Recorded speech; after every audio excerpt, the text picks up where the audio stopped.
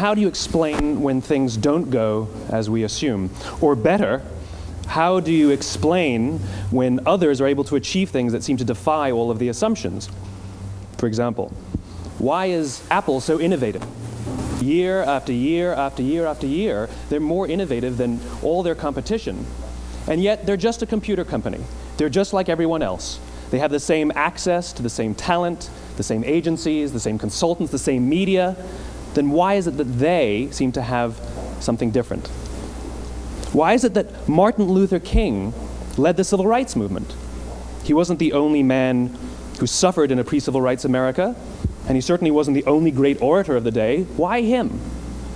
And why is it that the Wright brothers were able to figure out controlled powered manned flight when there were certainly other teams who were better qualified, better funded, and they didn't achieve powered manned flight, and the Wright brothers beat them to it?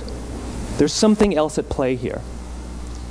About 3.5 years ago, I made a discovery, and this discovery profoundly changed my view on how I thought the world worked, and it even profoundly changed the way in which I operate in it. As it turns out, there's a pattern. As it turns out, all the great and inspiring leaders and organizations in the world, whether it's Apple or Martin Luther King or the Wright brothers, they all think, act, and communicate the exact same way, and it's the complete opposite to everyone else. All I did was codify it. And it's probably the world's simplest idea. I call it the golden circle.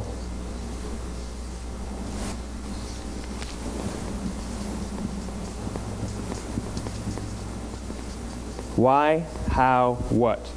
This little idea explains why some organizations and some leaders are able to inspire where others aren't. Let me define the terms really quickly. Every single person, every single organization on the planet knows what they do, 100%. Some know how they do it, whether you call it your differentiating value proposition or your proprietary process or your USP. But very, very few people or organizations know why they do what they do. And by why, I don't mean to make a profit. That's a result. It's always a result. By why, I mean what's your purpose? What's your cause? What's your belief? Why does your organization exist? Why do you get out of bed in the morning? And why should anyone care? Well, as a result, the way we think, the way we act, the way we communicate is from the outside in. It's obvious. We go from the clearest thing to the fuzziest thing. But the inspired leaders and the inspired organizations, regardless of their size, regardless of their industry, all think, act, and communicate from the inside out. Let me give you an example. I use Apple because they're easy to understand and everybody gets it. If Apple were like everyone else, a marketing message from them might sound like this. We make great computers. They're beautifully designed, simple to use, and user-friendly. Want to buy one? Meh. And that's how most of us communicate. That's how most marketing is done, that's how most sales is done, and that's how most of us communicate interpersonally. We say what we do, we say how we're different or how we're better, and we expect some sort of behavior, a purchase, a vote, something like that. Here's our new law firm. We have the best lawyers with the biggest clients. We have, we always perform for our clients, do business with us. Here's our new car. It gets great gas mileage. It has, leather seats. Buy our car. But it's uninspiring. Here's how Apple actually communicates. Everything we do, we believe in challenging the status quo. We believe in thinking differently. The way we challenge the status quo is by making our products beautifully designed, simple to use, and user-friendly. We just happen to make great computers. Want to buy one? Totally different, right? You're ready to buy a computer from me. All I did was reverse the order of the information. What it proves to us is that people don't buy what you do, people buy why you do it. People don't buy what you do, they buy why you do it. This explains why every single person in this room is perfectly comfortable buying a computer from Apple. But we're also perfectly comfortable buying an MP3 player from Apple, or a phone from Apple, or a DVR from Apple. But as I said before, Apple's just a computer company. There's nothing that distinguishes them structurally from any of their competitors. Their competitors are all equally qualified to make all of these products. In fact, they tried. A few years ago, Gateway came out with flat-screen TVs. They're eminently qualified to make flat-screen TVs. They've been making flat-screen monitors for years. Nobody bought one.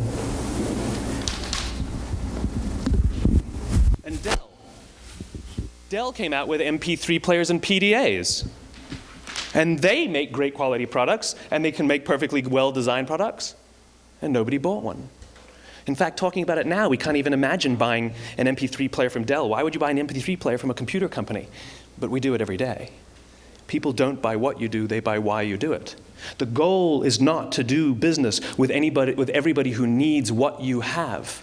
The goal is to do business with people who believe what you believe. Here's the best part. None of what I'm telling you is my opinion. It's all grounded in the tenets of biology, not psychology, biology.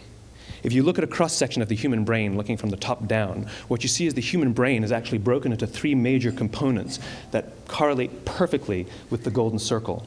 Our newest brain, our Homo sapien brain, our neocortex, corresponds with the what level. The neocortex is responsible for all of our rational and analytical thought and language. The middle two sections make up our limbic brains, and our limbic brains are responsible for all of our feelings, like trust and loyalty. It's also responsible for all human behavior, all decision-making, and it has no capacity for language. In other words, when we communicate from the outside in, yes, people can understand vast amounts of complicated information like features and benefits and facts and figures. It just doesn't drive behavior. When we communicate from the inside out, we're talking directly to the part of the brain that controls behavior, and then we allow people to rationalize it with the tangible things we say and do. This is where gut decisions come from. You know, sometimes you can give somebody all the facts and your figures, and they say, I know what all the facts and details say, but it just doesn't feel right. Why would we use that verb? It doesn't feel right. Because the part of the brain that controls decision-making doesn't control language. And the best we can muster up is, I don't know, it just doesn't feel right. Or sometimes you say you're leading with your heart, or you're leading with your soul. Well, I hate to break it to you, those aren't other body parts controlling your behavior. It's all happening here in your limbic brain, the part of the brain that controls decision-making and not language. But if you don't know why you do what you do, and people respond to why you do what you do, then how will you ever get people to vote for you or buy something from you, or more importantly, be loyal and want to be a part of what it is that you do? Again, the goal is not just to sell people who need what you have. The goal is to sell to people who believe what you believe. The goal is not just to hire people who need a job. It's to hire people who believe what you believe. I always say that, you know, there's, if you hire people just because they can do a job, they'll work for your money. But if you hire people who believe what you believe, they work for you with blood and sweat and tears. And nowhere else is there a better example of this than with the Wright brothers. Most people don't know about Samuel Pierpont Langley.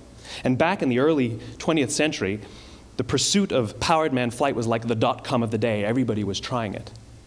And Samuel Pierpont Langley had what we assume to be the recipe for success.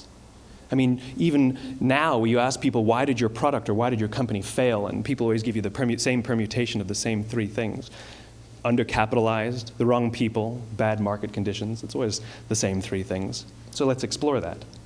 Samuel Pierpont Langley was given $50,000 by the War Department to figure out this flying machine. Money was no problem. He held a seat at Harvard and worked at the Smithsonian and was extremely well connected. He knew all the big minds of the day. He hired the best minds money could find, and the market conditions were fantastic. The New York Times followed him around everywhere, and everyone was rooting for Langley. And how come we've never heard of Samuel Pierpont Langley? A few hundred miles away in Dayton, Ohio, Orville and Wilbur Wright. They had none of what we consider to be the recipe for success. They had no money. They paid for their dream with the proceeds from their bicycle shop. Not a single person on the Wright brothers' team had a college education, not even Orville or Wilbur. And the New York Times followed them around nowhere. The difference was Orville and Wilbur were driven by a cause, by a purpose, by a belief. They believed that if they could figure out this flying machine, it'll change the course of the world. Samuel Pierpont Langley was different. He wanted to be rich, and he wanted to be famous. He was in pursuit of the result. He was in pursuit of the riches. And lo and behold, look what happened. The people who believed in the Wright brothers' dream worked with them with blood and sweat and tears. The others just worked for the paycheck. And they tell stories of how every time the Wright brothers went out, they would have to take 5 sets of parts because that's how many times they would crash before they came in for supper. And eventually, on December 17th, 1903, the Wright brothers took flight. And no one was there to even experience it. We found out about it a few days later. And further proof that Langley was motivated by the wrong thing, the day the Wright brothers took flight, he quit. He could have said, "That's an amazing discovery, guys, and I will improve upon your technology." But he didn't.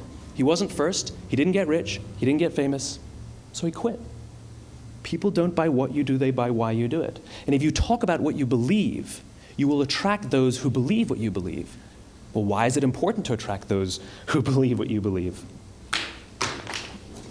Something called the law of diffusion of innovation. And if you don't know the law, you definitely know the terminology. The first 2.5% of our population are our innovators. The next 13.5% of our population are our early adopters. The next 34% are your early majority, your late majority, and your laggards. The only reason these people buy touch-tone phones is because you can't buy rotary phones anymore. We all sit at various places at various times on the scale, but what the law of diffusion of innovation tells us is that if you want mass market success or mass market acceptance of an idea, you cannot have it until you achieve this tipping point between 15 and 18% market penetration, and then the system tips. And I love asking businesses, what's your conversion on new business? And they love to tell you, oh, it's about 10%, proudly. Well, you can trip over 10% of the customers. We all have about 10% who just get it. That's how we describe them, right? That's like that gut feeling, oh, they just get it. The problem is, how do you find the ones that just get it before you're doing business with them versus the ones who don't get it? So it's this here, this little gap, that you have to close, as Geoffrey Moore calls it, crossing the chasm. Because you see, the early majority will not try something until someone else has tried it first. And these guys, the innovators and the early adopters, they're comfortable making those gut decisions. They're more comfortable making those intuitive decisions that are driven by what they believe about the world and not just what product is available. These are the people who stood online for 6 hours to buy an iPhone when they first came out, when you could have just walked into the store the next week and bought one off the shelf. These are the people who spent $40,000 on flat screen TVs when they first came out, even though the technology was substandard. And by the way, they didn't do it because the technology was so great. They did it for themselves. It's because they wanted to be first. People don't buy what you do, they buy why you do it. And what you do simply proves what you believe. In fact, people will do the things that prove what they believe. The reason that person bought the iPhone in the first 6 hours, or stood in line for 6 hours, was because of what they believed about the world and how they wanted everybody to see them. They were first. People don't buy what you do, they buy why you do it. So let me give you a famous example, a famous failure and a famous success of the law of diffusion of innovation. First, the famous failure. It's a commercial example. As we said before a second ago, the recipe for success is money and the right people and the right marketing conditions, right? You should have success then. Look at TiVo. From the time TiVo came out about 8 or 9 years ago to this current day, they are the single highest quality product on the market. Hands down, there is no dispute. They were extremely well funded. Market conditions were fantastic. I mean, we use TiVo as a verb. I TiVo stuff on my piece of junk Time Warner DVR all the time. But TiVo is a commercial failure. They've never made money. And when they went IPO, their stock was at about $30 or $40 and then plummeted, and it's never traded above 10. In fact, I don't think it's even traded above 6, except for a couple of little spikes. Because you see, when TiVo launched their product, they told us all what they had. They said, we have a product that pauses live TV, skips commercials, rewinds live TV, and memorizes your viewing habits without you even asking. And the cynical majority said, we don't believe you, we don't need it, we don't like it, you're scaring us. What if they had said, if you're the kind of person who likes to have total control over every aspect of your life, boy, do we have a product for you. It pauses live TV, skips commercials, memorizes your viewing habits, etc., etc. People don't buy what you do, they buy why you do it, and what you do simply serves as the proof of what you believe. Now let me give you a successful example of the law of diffusion of innovation. In the summer of 1963, 250,000 people showed up on the Mall in Washington to hear Dr. King speak. They sent out no invitations, and there was no website to check the date. How do you do that? Well, Dr. King wasn't the only man in America who was a great orator. He wasn't the only man in America who suffered in a pre-civil rights America. In fact, some of his ideas were bad. But he had a gift. He didn't go around telling people what needed to change in America. He went around and told people what he believed. I believe, I believe, I believe, he told people. And people who believed what he believed took his cause and they made it their own, and they told people. And some of those people created structures to get the word out to even more people. And lo and behold, 250,000 people showed up on the right day, on the right time to hear him speak. How many of them showed up for him? 0. They showed up for themselves. It's what they believed about America that got them to travel on a bus for 8 hours to stand in the sun in Washington in the middle of August. It's what they believed, and it wasn't about black versus white. 25% of the audience was white. Dr. King believed that there are 2 types of laws in this world, those that are made by a higher authority and those that are made by man. And not until all the laws that are made by man are consistent with the laws that are made by the higher authority will we live in a just world. It just so happens that the civil rights movement was the perfect thing to help him bring his cause to life. We followed him not for him, but for ourselves. And by the way, he gave the I have a dream speech, not the I have a plan speech. Listen to politicians now with their comprehensive 12-point plans. They're not inspiring anybody. Because there are leaders and there are those who lead. Leaders hold a position of power or authority, but those who lead inspire us. Whether they're individuals or organizations, we follow those who lead, not because we have to, but because we want to. We follow those who lead, not for them, but for ourselves. And it's those who start with why that have the ability to inspire those around them or find others who inspire them. Thank you very much.